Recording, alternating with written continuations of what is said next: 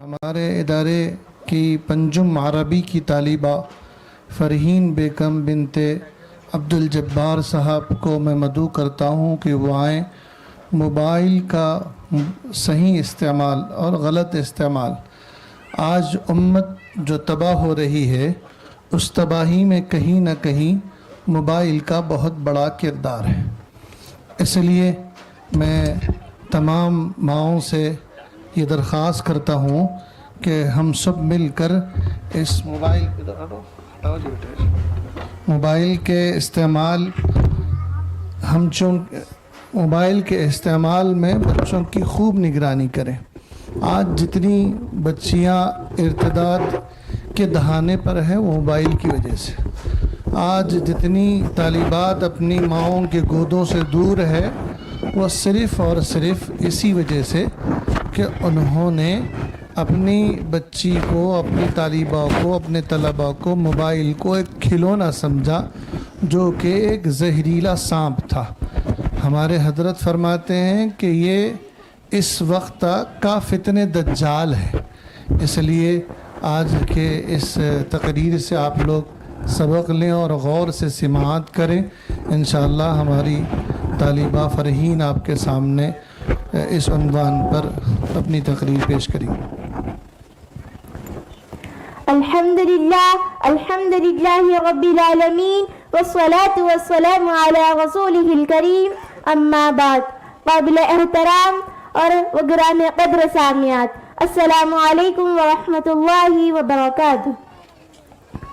آج میری تقریر کا عنوان ہے موبائل فون کا صحیح اور غلط استعمال۔ وقت بے مثل ہے۔ عربی کا مقولہ ہے الوقت اثمن من الذهب، وقت سونے سے بھی زیادہ قیمتی ہے۔ گیا وقت پھر ہاتھ آتا نہیں، وقت برف کی طرح پگھلتا ہے، جب وہ گزر جاتا ہے تو دوبارہ نہیں آتا۔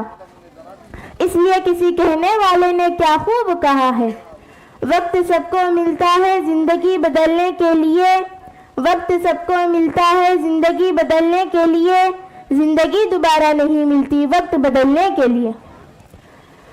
معزز سامعات، اتنی قیمتی چیز وقت کو ضائع کرنے میں اسمارٹ فون کا بڑا عمل دخل ہے۔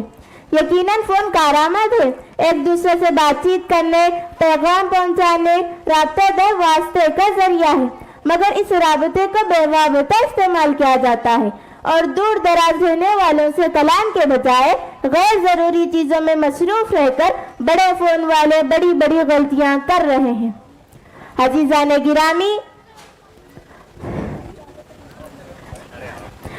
جب تک چھوٹا فون تھا، لینڈ لائن فون تھا تو بامقصد تھا۔ جب سے یہ فون اسمارٹ ہوا، اس کے مقصد کو فوت کر کے غیر ضروری چیزیں اس میں شامل کر دیے گئے، اور جب سے اس اسمارٹ فون میں انٹرنیٹ، فیس بک، واٹس ایپ، انسٹاگرام، ٹویٹر وغیرہ داخل کر دیے گئے اور اس میں یہ سروسز سٹارٹ ہوتے ہیں تو اس سے فائدہ کم اور نقصان بہت زیادہ ہونے لگا۔ اسمہما اکبر من نفعہما کے مزداد بن گیا۔ معزز حضرات، جب بہت زمانے پہلے فلم خانے، ٹاکیز، تھیٹر بنائے گئے، اس کے استعمال سے خراب ہوتے ہیں تو وہاں جانے سے روکا گیا، اور جب گھروں میں ٹی وی آنے لگی تو اس کے استعمال سے بھی روکا گیا، اور جب اس ٹی وی میں اسٹار کنیکشن ہوا تب تو اور سختی سے منع کیا گیا، کیونکہ گھر تھیٹر بن گیا۔ لیکن ظلم بالائے ظلم، ستم بالائے ستم یہ ہوا کہ جب موبائل میں یہ تمام چیزیں آنے لگی تو یہ موبائل اسمارٹ ٹی وی اور تھیٹر سے بھی زیادہ خطرناک بن گیا، اور اب کہیں تھیٹر جا کر ٹی وی کھول کر فلم بینی کی ضرورت نہیں، بلکہ بیٹھے بیٹھے لوگ تنہائی میں اور بعض تو غیر محسوس طریقے سے وہ تمام کے تمام دیکھ رہے ہیں اور سن رہے ہیں، اور یہ اسمارٹ ٹی وی اور تھیٹر سے بھی ممکن نہیں۔ افسوس اور افسوس، جب سے یہ اسمارٹ فون آیا ہے والدین اولاد سے دور، اولاد والدین سے دور، آپسی تعلقات میں بگاڑ، آپسی کدورتیں، رنجشیں، بغاوتیں، کذب کے حربے، وفا کے وعدے، دھوکہ دہی اور نئے نئے طریقے سے بے وفائی، بے حیائی، بد کرداری، بد اخلاقی اور نہ جانے کہیں ساری نفرتیں وجود پذیر ہوئی ہیں، اور بعض تو ایسی نفرتیں جس کا اعلان ناقابل بیان ہے۔ اس لیے ضرورت اس بات کی ہے کہ اگر ہم فون استعمال کرنا ہی چاہتے ہیں تو چھوٹا فون استعمال کریں. بڑے فون سے اجتناب کرنا ہی وقت کی اہم ترین ضرورت ہے اور یہی ہمارے لیے دین و دنیا میں کامیابی کا ذریعہ ہے. مکرم سامعات، آج اس فون کے نقصانات اور اس کے مضر اثرات سے روکا جاتا ہے تو لوگ اس کو برا سمجھتے ہیں. کہتے ہیں نئی نسل ہے، نیا زمانہ ہے، نئے انداز سے چلے. گویا اسے روکنا ترقی سے حائل ہونا ہے. ہم کہتے ہیں یقیناً فون استعمال کریں مگر خوف خدا کے ساتھ ہو. اگر دینا ہی ہے تو والدین میں ایک نگاہ بھی رکھے. جس کے دل میں خوف خدا ہو ویسی تربیت کرے. فکر آخرت ہوگی تو وہ گناہوں کے دلدل میں رہ کر بھی اپنے آپ کو بچائے گا جیسے کیچڑ میں کلی کھلتی ہے. لہذا سامعات، وَأَمَّا مَنْ خَافَ مَقَامَ رَبِّهِ وَنَهَى النَّفْسَ عَنِ الْهَوَىٰ کے مصداق بن کر فَإِنَّ الْجَنَّةَ هِيَ الْمَأْوَىٰ کے مستحق بنے.